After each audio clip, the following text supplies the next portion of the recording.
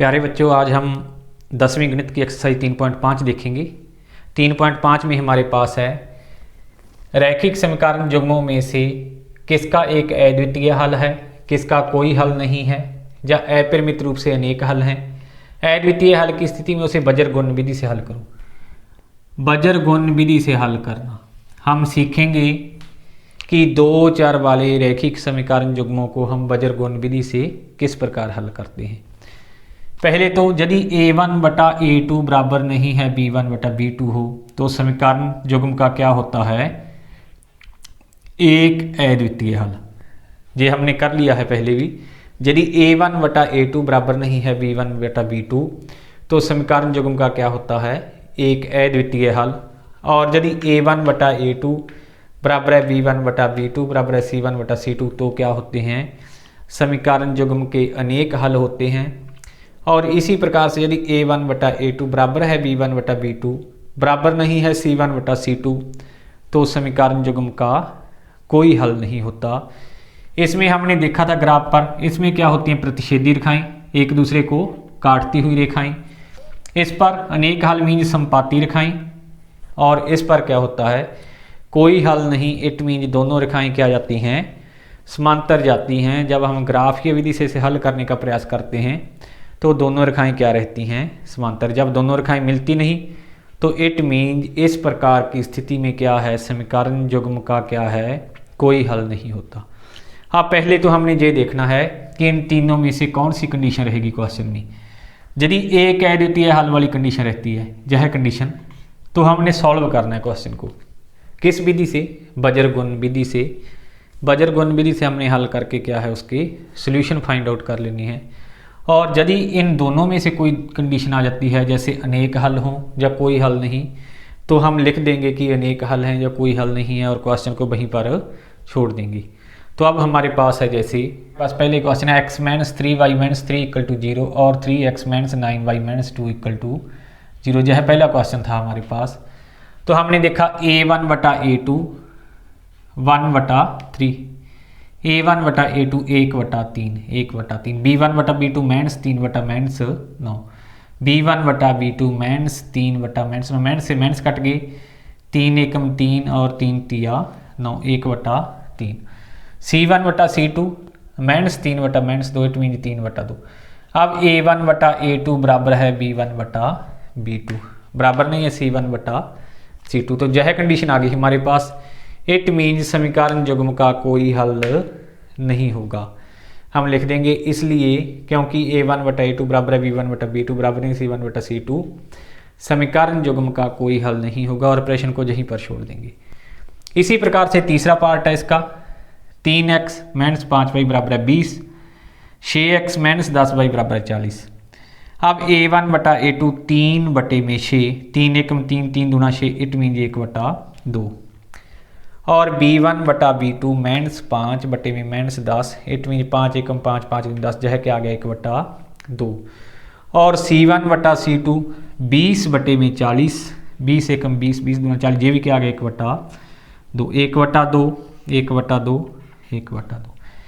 a1 बटा a2 बराबर है b1 बटा b2 बराबर है c1 बटा c2, यह कंडीशन आ जाती है तो क्या कहेंगे हम, समीकरण युग्म के क्या होंगे, अनेक हल होंगे। समीकरण युग्म के अपरिमित रूप से अनेक हल होंगे। हमने इसे आगे सॉल्व कब करना है, जब एक अद्वितीय हल हो। पहले क्वेश्चन का दूसरा भाग है, इसी में 2x + y बराबर है 5, 3x + 2y बराबर है 8। तो इसे हमने पहले तो ये देखना है कि क्या इसका एक अद्वितीय हल है, अपरिमित रूप से अनेक हल हैं या कोई हल नहीं है। इसके लिए हम क्या चेक करते हैं, a1 बटा a2 b1 बटा b2 c1 बटा c2। तो हम देखते हैं a1 बटा a2 2 बटे में 3, b1 बटा b2 जहाँ पर y का गुणांक 1 है, 1 बटा 2, 1 बटा 2।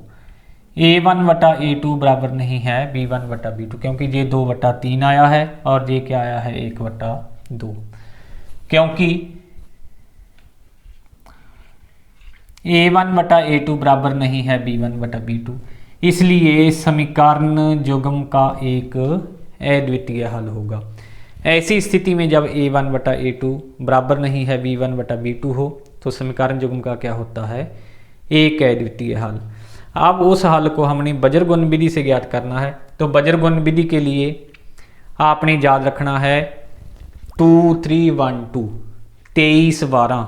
ये कोई फार्मूला नहीं है, ये केवल एक ट्रिक है याद रखने के लिए बेटा। इसमें बजरगुण विधि के लिए आपने याद रखना है 23 12 2 3 1 2। 2 3 1 2 मीन्स ये फर्स्ट है जो x के गुणांक हैं दोनों समीकरणों में, ये सेकंड है जो y के गुणांक हैं, और ये थर्ड है जो अचर है। 2 3 1 2 पहले हम सेकंड देखेंगे। सेकंड क्या है, 1 और 2। सेकंड को लिख लिया हमने, 1 और 2 सेकंड लिखा गया। अब फिर 23 12, फिर तीसरा क्या है, अचर पद 5 और 8, हमने 5 और 8 लिख लिया। और फिर फर्स्ट क्या था, 2 और 3 x के गुणांक, 2 और 3 लिख लिए। और उसके बाद क्या था सेकंड क्या था, 1 और 2 y के गुणांक 1 और 2। आपने इस प्रकार से लिख लेनी है 23 12, पहले सेकंड के गुणांक 23, फिर तीसरा अचर पद, फिर फर्स्ट 2 और 3 x के गुणांक, और फिर सेकंड y के गुणांक फिर से 1 और 2। और जहाँ पर लिखेंगे इनके बीचों बीच x, इनके बीचों बीच y, और इनके बीचों बीच मेन सेक। आपने इसको इस प्रकार से लिख लेना है। अब ये मेन सेक लिखना है, पर ये मेन सेक लिखाता है और कुछ जगह पर एक लिखाता है। अब मेन सेक कब लिखना है और एक कब लिखना है, आपने ज़्यादा ध्यान में रखना है। मेन सेक जब = 5 = 8 ऐसे समीकरण पड़ी हो, = राइट हैंड साइड में 0 न हो, बल्कि 0 के अतिरिक्त अचर पद पड़ा हो पूरे का पूरा, तो फिर आप मेन सेक लिखेंगे। यदि यही समीकरण इस रूप में होती, किस रूप में, 2x + y - 5 = 0 और 3x + 2y - 8 = 0। यदि राइट हैंड साइड में दोनों के 0 होता, तो आपने ध्यान रखना, यदि राइट हैंड साइड में दोनों समीकरणों के क्या हो, 0, तो फिर आप इसको -1 नहीं लिखोगे, फिर जहां पे कितना लिखोगे, 1। जब राइट हैंड साइड में = 0 हो रहा हो हमारे पास समीकरणों में, तो हम जहां पर 1 लिखेंगे। और जब पर ऐसी स्थिति हो हमारे पास कि राइट हैंड साइड में 0 न होकर अचर पद पड़ा हो, जैसे 5 और 8 = 2 है, तो फिर आप क्या लिखेंगे, -1। जहां पर कब 1 आएगा और कब -1 आएगा, इसका आपने ध्यान रखना है। इसमें देखा जाए तो x y मेन सेक बटे में इन दोनों की गुणा पहले हम करेंगे। 8 1 को किससे गुणा, 8 से, 1 को 8 से गुणा की, 8 आ गया। उसमें से हमने घटाना है 2 की गुणा किससे करके, 5 से, 10। 1 को 8 से गुणा की 8 - 2 को 5 से गुणा की 10, 8 - 10, x बटे में 8 - 10। और y के नीचे पहले इसकी गुणा करनी है, आपने ध्यान रखना है। इसकी इससे की थी, अब इसकी इससे, 5 × 3 15, मेंस उससे घटाना क्या है, 8 × 2 16 घटा दिया। अब मेन सेक बटे में पहले जे गुणा करनी है, आपने ध्यान रखना है, 2 × 2 4, और इसकी गुणा क्या है, घटा देनी है 4 - 3। आपने यह ध्यान रखना है, क्वेश्चन में यह गलती नहीं करनी है। ऐसा ना हो कि आप 5 दूना 10 करके -60 कर दें, तो फिर क्वेश्चन गलत हो जाएगा। इसमें प्रोसेस जहाँ से उठा लें और इसमें जहाँ से, आपने पहले इसको इससे गुणा करनी है, ये ध्यान में रखना है। 1 × 8 8, 2 × 5 10, 8 - 10, 5 × 3 15, -60 दूनी 16। पहले इसको करनी, 2 × 2 4 - 3, तो ये आ गया x बटा 8 - 10, x बटा -2, और y बटा 15 - 16, y बटा -1, और -1 बटा 4 - 3 -1 बटा 4 - 3 कितना आ गया, 1। हम जहाँ पर पहुँच जाते हैं, इट मीन्स x बटा -2 बराबर है -1 बटा 1, ऐसे लिख सकते हैं हम। जा लिख सकते हैं y बटा -1 बटा 1। जब हमने j लिख लिया तो -2 को -1 से गुणा की, x बराबर है -, प्लस हो जाएगा, x बराबर है 2 बटा 1, x बराबर है 2 के, और y बटा -1 बराबर है -1 बटा 1, -1 को -1 से गुणा की, y बराबर क्या आ जाएगा, 1 बटा 1, y बराबर 1, x बराबर 2, y बराबर 1। इस समीकरण का बजरगुण विधि से क्या है, हल है। बजरगुण विधि के लिए आपने 2 3 1 2 ध्यान में रखना है। 2 3 1 2 2 3 1 2 एक ट्रिक है जिसे आप याद रख के बजरगुण विधि को अप्लाई कर सकते हो। बच्चों दूसरा क्वेश्चन है इसी एक्सरसाइज का। दूसरे क्वेश्चन में है हमारे पास, यदि फर्स्ट पार्ट देखें दूसरे क्वेश्चन का, तो दूसरा क्वेश्चन है एक्सरसाइज का, ए और बी के किन मानों के लिए निम्न रैखिक समीकरण युग्म के अपरिमित रूप से अनेक हल होंगे। समीकरण दिए हैं हमारे पास 2x + 3y = 7 और दूसरा है a - b ब्रैकेट में इंटू x और a + b ब्रैकेट में है इंटू y बराबर है 3a + b - 2। ये दो समीकरण दिए हुए हैं और हमें क्या ज्ञात करना है, a और b का मान किन मानों के लिए रैखिक समीकरण युग्म के अपरिमित रूप से अनेक हल होंगे। अब समीकरण युग्मों के अनेक हल कब होते हैं, जब a1 बटा a2 बराबर हो b1 बटा b2 बराबर हो c1 बटा c2। तो सोल्यूशन में हमने लिख लिया 2x + 3y बराबर है 7। ये एक तो ये समीकरण दे रखी है और दूसरी है a - b × x a + b y बराबर है 3a + b - 2। ये दो समीकरण दी हैं। समीकरण युग्म के अनेक हल होंगे यदि कब होते हैं अनेक हल, a1 बटा a2 बराबर हो b1 बटा b2 बराबर हो c1 बटा c2। हमने इसको अप्लाई कर दिया। क्वेश्चन में पहले से दे रखा है कि समीकरण के अनेक हल हैं, उसके लिए हमने a और b की वैल्यू फाइंड आउट करनी है। अनेक हल हैं तो a1 बटा a2 b1 बटा b2 बराबर c1 बटा c2 तीनों क्या हैं, इक्वल हैं। हमने अप्लाई कर दिया। a1 क्या था 2, a2 दूसरी समीकरण में x का गुणांक a - b, a बटा a1 हो गया। अब b1 बटा b2, b1 3 और b2 दूसरी समीकरण से y का गुणांक a + b और c1 बटा c2, c1 7 और c2 3a + b - 2। इसको हमने ऐसे अप्लाई कर दिया, a1 बटा a2 b1 बटा b2 और c1 बटा c2। अब इसको हम इसके बराबर लिख सकते हैं और इसको इसके, या तो हो सकता है 2 बटा a - b बराबर हो 7 बटा 3a + b - 2, या हो सकता है 3 बटा a + b बराबर हो 7 बटा 3a + b - 2।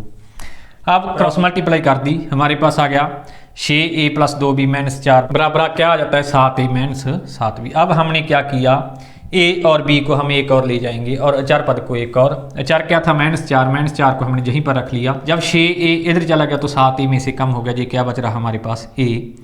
जब 2b दूसरी ओर चला गया तो -7b था, ये 2 और हो गया -9b हो गया और -4, तो हम पहुंच गए a - 9b बराबर है -4। ये एक इक्वेशन होगी हमारे पास।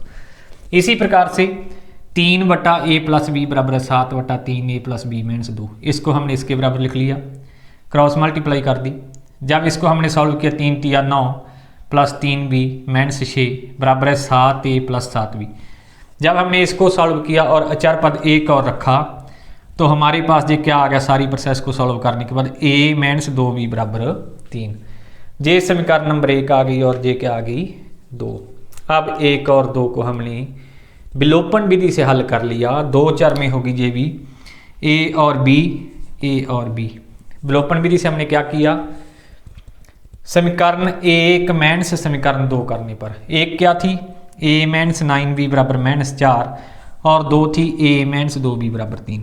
ये दूसरी कम कर दी हमने, 1 से 2 कम कर दी, a - 2b बराबर 3। इसके साइन चेंज नेगेटिव हो गया, ये माइनस का था प्लस, ये प्लस का था माइनस। ये हमारे पास माइनस के 9 प्लस के 2, ये कैंसिल हो गया, a और a -9 + 2 -7b और -7 -7b बराबर -7 और b -7 बटा -7, b कितना आ गया 1। b बराबर 1, a - 9b बराबर -4 में रखने पर b का मान हमने कितना रख दिया 1। a - 9 गुणा में b का मान 1 बराबर -4, a - 9 बराबर -4, a बराबर क्या आ गया -4, जे 9 दूसरी ओर जाके किसके हो गए प्लस के, a बराबर 5 और b बराबर 1। a बराबर 5 b बराबर 1, यही हमारा क्या है इसमें आंसर है इस क्वेश्चन में। दूसरे क्वेश्चन का दूसरा भाग है हमारे पास, k के किस मान के लिए समीकरण युग्म का कोई हल नहीं है। समीकरण दिए हैं 3x + y बराबर 1, 2k - 1 ब्रैकेट में into x plus k - 1 bracket में इंटू y बराबर है 2k + 1। तो इसे हम कैसे करेंगे, समीकरण युग्म का कोई हल नहीं है, यह दिया है। पहली समीकरण थी 3x + y बराबर 1 और दूसरी थी 2k - 1 गुणा में x, k - 1 इंटू y बराबर है 2k + 1। हमें प्रश्न में दे रखा है कि समीकरण युग्म का कोई हल नहीं है, इसलिए a1 बटा a2 बराबर b1 बटा b2 बराबर नहीं है c1 बटा c2 होगा। हमने k का वह मान ज्ञात करना है जिसके लिए यह क्या है, युग्म का कोई हल न हो। तो हमने कोई एक सिचुएशन ले ली, ये ले ली जहाँ पर बराबर का निशान है, क्योंकि k की वैल्यू चाहिए, हमें कोई ना कोई मान चाहिए, तो इसको ले लिया। a1 बटा a2 बराबर b1 बटा b2, इट मीन्स 3 बटा 2k - 1 बराबर 1 बटा k - 1। जे c1 बटा c2 लिखा था, इसको हम छोड़ देंगे। हमारे पास आ जाता है 3 बटा 2k - 1 बराबर है 1 बटा k - 1। क्रॉस मल्टीप्लाई, 3 की इससे गुणा हो जाएगी और 1 की इससे, 3 गुणा में के 3k, 3 गुणा में -1 -3, 1 को 2k - 1 से की 2k - 1। अब 2k लेफ्ट हैंड साइड में आ जाता है, 3k - 2k और -3 दूसरी ओर चला जाता है, तो क्या हो जाता है, जहाँ पर k रह जाएगा हमारे पास और जहाँ पर क्या रह जाएगा 2। तो k का मान कितना होगा 2। हमने k का मान ही ज्ञात करना था, जिसके लिए समीकरण युग्म का कोई हल न हो। तो k की वैल्यू हमें कितनी मिल जाएगी 2। तो इसे हम इस प्रकार से कर सकते हैं।